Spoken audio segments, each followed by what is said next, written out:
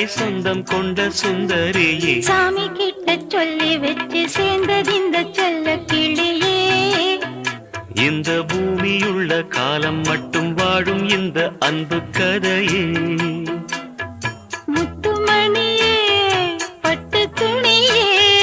ரத்தினமும் முத்தினமும் சேர்ந்து வந்த சித்திரமே சாமி கிட்ட சொல்லி வச்சு சேர்ந்தது இந்த செல்ல கிளியே இந்த பூமியுள்ள காலம் மட்டும் வாழும் இந்த அன்பு கதையே